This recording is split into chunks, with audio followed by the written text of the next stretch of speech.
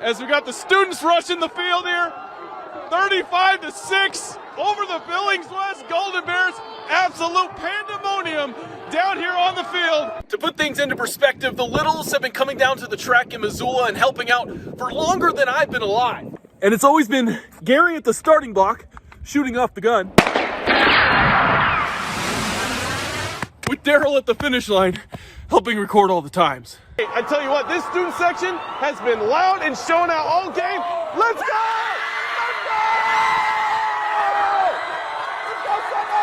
So in order to win a tournament like this, you got to play well in all three phases. That includes in the circle, at the plate, and playing well in the field. We're having fun here. We're going to sign off and say goodbye, and we're going to enjoy the rest of this game and then some fireworks. Can we get one last go Paddleheads on 3? 1, 2, 3!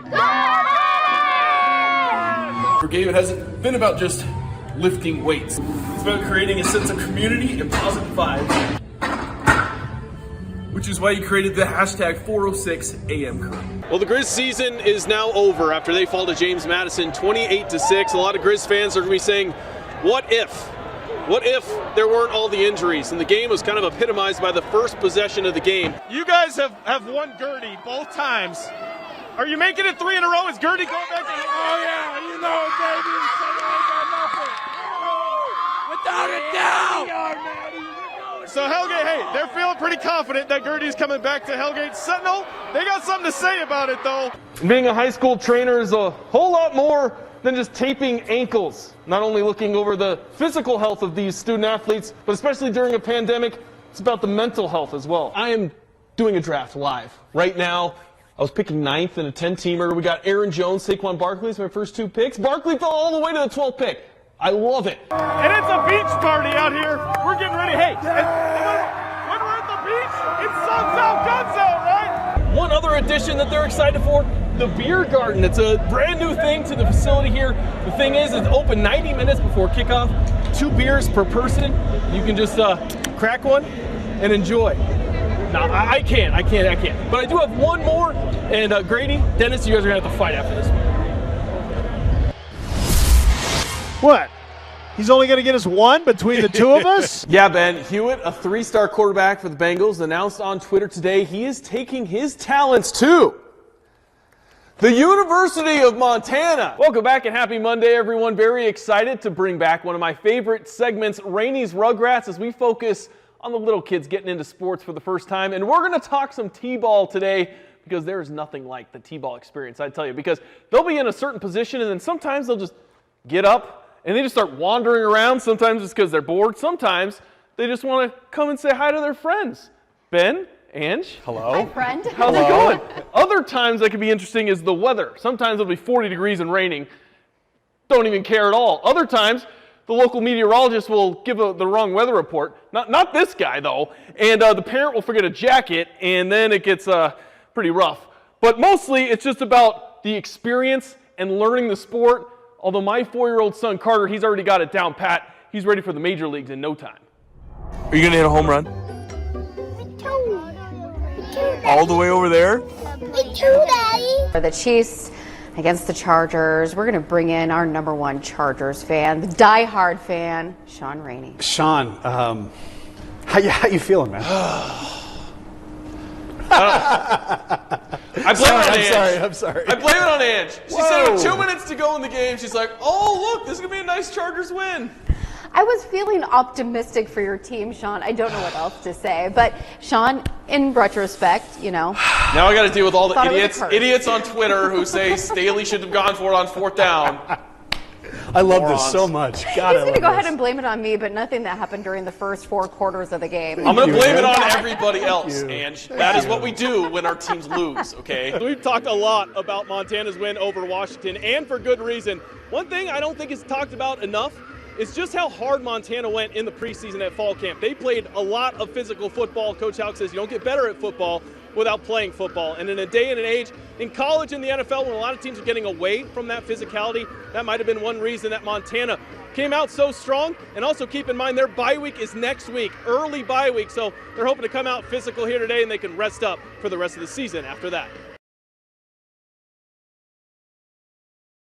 It's a perfect spring day in Missoula. Snow-capped mountains, yet clear on the course. And the 10-player Grizz golf team is all smiles as they soak up the afternoon practice. On the surface, everything appears normal, but the last few years have been anything but. And to tell their story, we have to go back to the spring of 2018 when Kalispell native Tegan Avery was diagnosed with thyroid cancer. I mean, it was definitely difficult as a 20-year-old to hear that you have the big C. So it was really scary to me, and I don't think I knew how to process it fully. I also didn't know anybody else who was 20 and had cancer. Those on the team didn't know many their age with cancer either.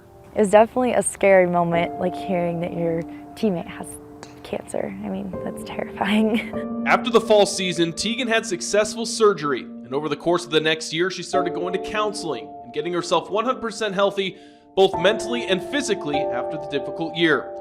Little did she know, the worst was yet to come.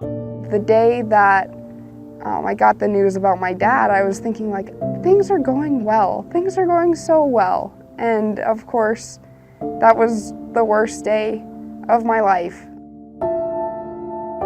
Tegan's dad, Jared, had committed suicide.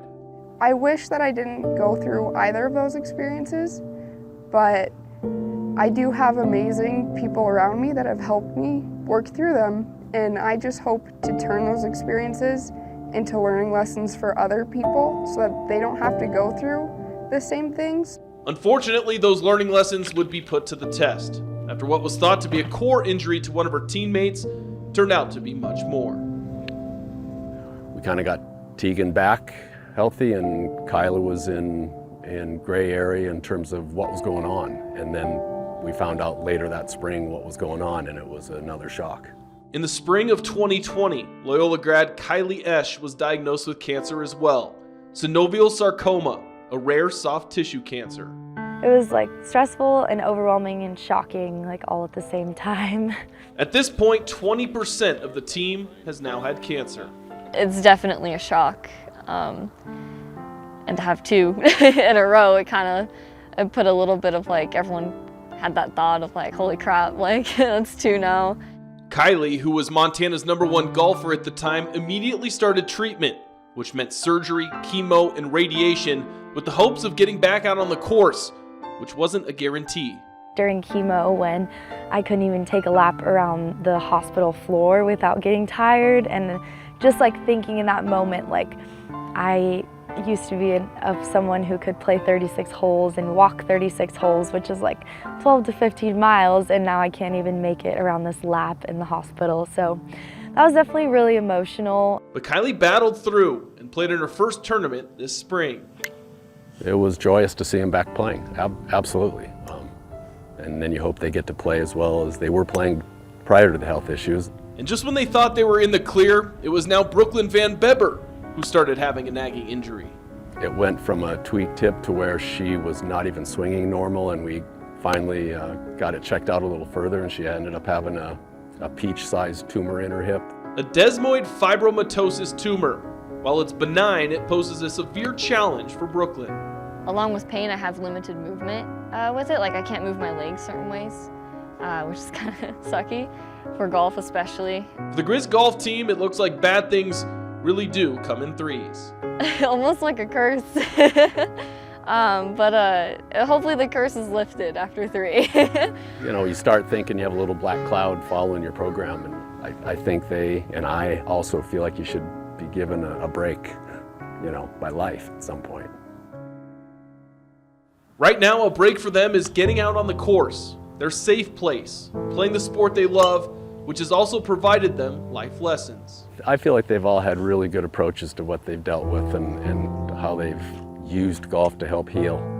It's been a good distraction, and with a lot of them to just have something to go take their mind off with what they're dealing with. You can only control how you approach your next shot. You can't control what you just did on the last shot. You can't control how your competitors are playing. You can only control what you do. And that has helped me in life to recognize I can only control how I respond to getting cancer, how I respond to my dad killing himself. And I've just tried to respond as best as I know how. Despite all the adversity, all the hardships, the team is grateful grateful they have each other. But it definitely made me think like things happen for a reason, and I was just so blessed that all three of us were able to help and support each other. Our team is just full of amazing girls and led by an outstanding coach, and I'm just so grateful to have him leading us and to have him be such a good human being. Having him care as much as he does has really helped all of us get through these situations and stay in college and stay on the golf team and be our best selves. 1, 2, 3, Chris!